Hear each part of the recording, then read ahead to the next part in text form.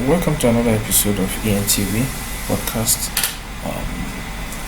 This is the first time you are joining us. I'd like you to click on the subscribe button and also click on the bell sign beside the subscribe button so you'll be the first to get notification whenever we have a new video. Now, if you can see the screen at the moment, on the right side is a flying officer to Arotile and another man who is on the side there. That is the face of the man whom the Air Force said caused the death of Arotile. Now, this story is in two parts, and I'm going to tell you the entire story.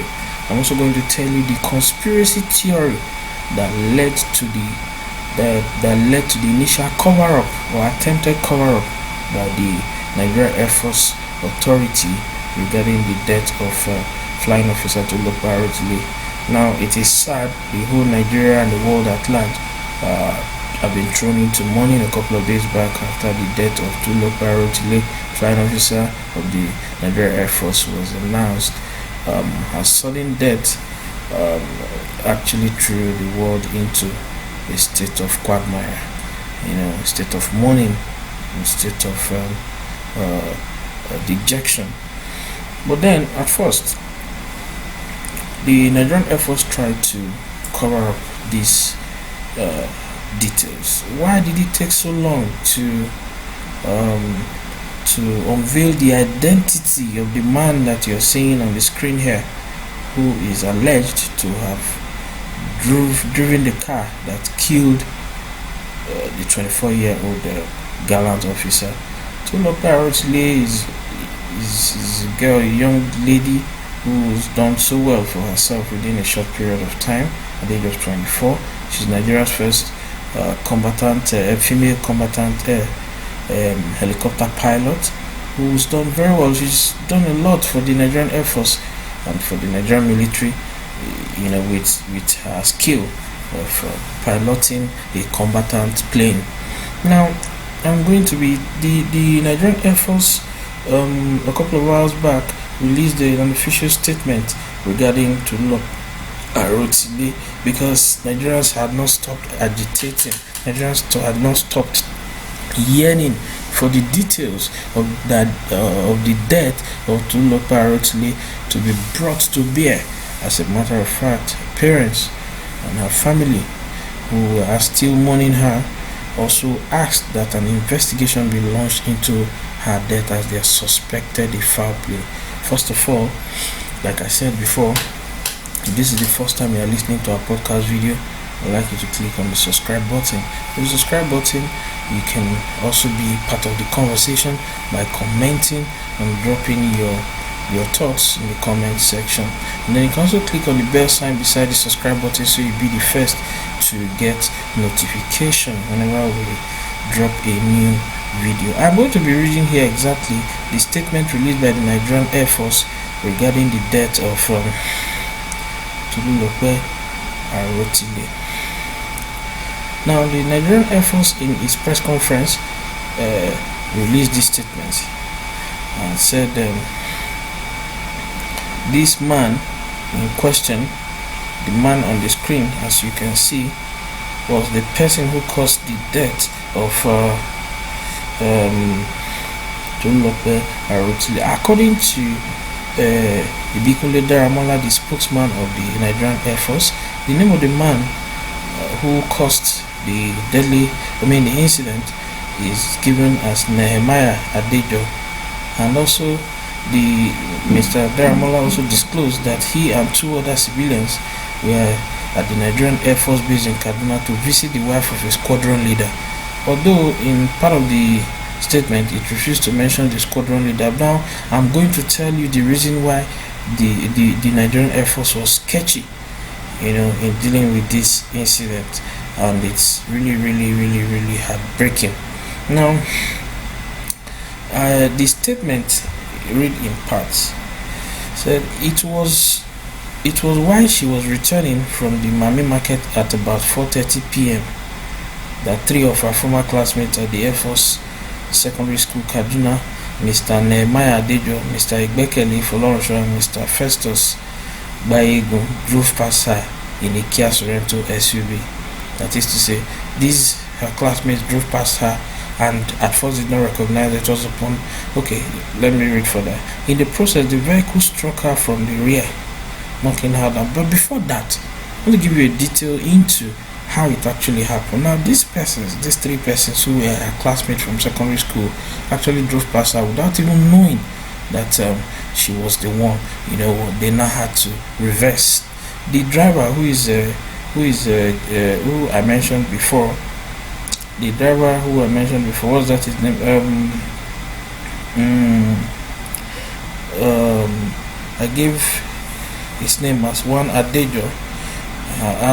Now this Adejo who drove the car was the one who, according to the information in the public space, has no driver's license. You understand? And they are all civilians. Now don't forget that civilians ordinarily cannot enter into the military base without proper identification or proper what do I say, or how do I put it now? Let's say they must have identified themselves and must have known, okay, they want to go and do something inside the base before they entered. Now that is not even the issue. This Mr. Nehemiah Adejo, who was the driver who drove the Kia Sorento SUV that killed Tolulope Arotile, didn't just go into the base himself. Now this brings us to the point of what I was about to say. The reason why the Nigerian Air Force were busy trying to cover up this whole death, circumstances surrounding the death of Tolulope Arotile, but for Nigerians who were agitated, for Nigerians who were insistent, particularly on social media, insisting that this death be looked into, the Nigerian Air Force meant to cover up this incident, the details behind this incidents. It is noteworthy that these persons, Mr. Adejo, Folorunso, and Bego, are all civilians, and upon recognizing this, their classmates, they had to reverse back. It was in the process of reversing back that they recklessly went to hit her from the rear, from behind, and then her head now hit one of the pavements, and that was how Tolulope died. And according to Phyllis, she died in the hospital, in the Naval Base Hospital, when she was taken down to that place. Now, in the course of Tolulope's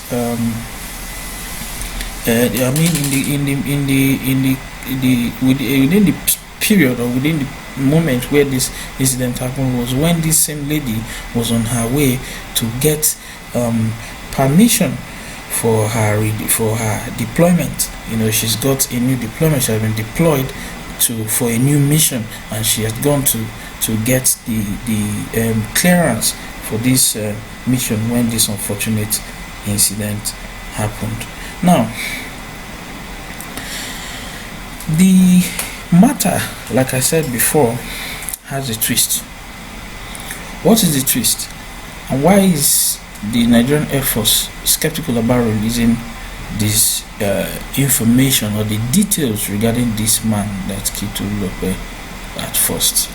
You see, the man who killed Tolulope Arotile, or who allegedly killed him, they may not have done this intentionally. It is good to also look at it from that dimension. But why the NAF, which is the Nigerian Air Force Authority, Nigerian Air Force Authority are trying to cover it up, is because this man in question, this Nehemiah Adejo and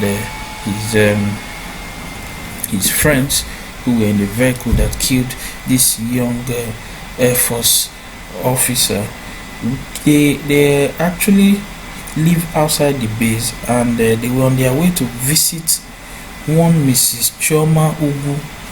Chioma Ugu is the wife of squadron leader Chukwemeka Ugu, who also lives at a cargo quarters inside the base. Chukwuemeka Ugwu is one of the top commanding officers in the Nigerian Air Force, and it was upon recognizing this, their classmate, that they tried to reach, they tried to identify with her. This is typical of humans, and then the unfortunate incident happened.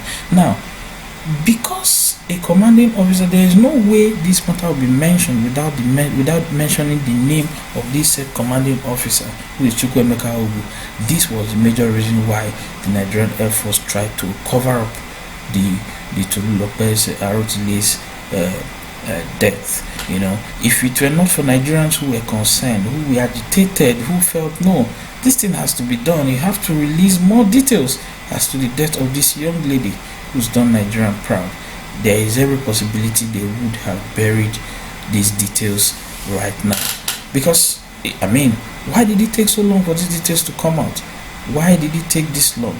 Well, as at this moment, as I'm speaking, the Nigerian Air Force has quickly handed over the whole investigation to the police, having done a preliminary investigation. In their preliminary investigation, it was deduced that this man, this Adejo man, actually, was the one who drove the vehicle, the Kia SUV that killed Tolu Lope. It's an unfortunate incident, but then the country has again lost a real gem.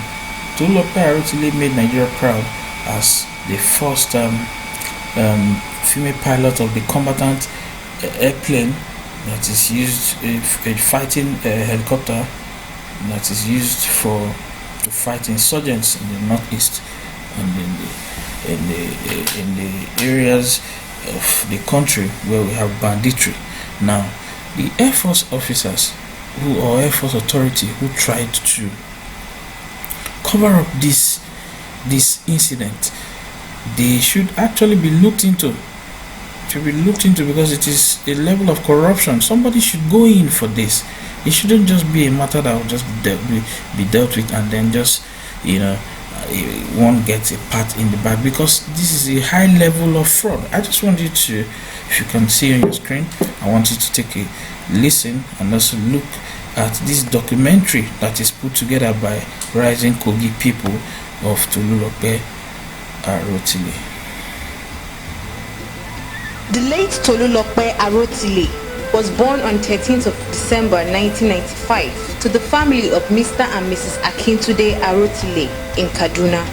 Arotile hails from Ijumu local government area of Kogi State. She attended Air Force Primary School, Kaduna, from year 2000 to 2005, where she obtained her first school leaving certificate and later proceeded to Air Force Secondary School, Kaduna, from 2006 to 2011, before she later gained admission into the Nigerian Defense Academy, Kaduna, as a member of 64 regular course on 22nd September 2012.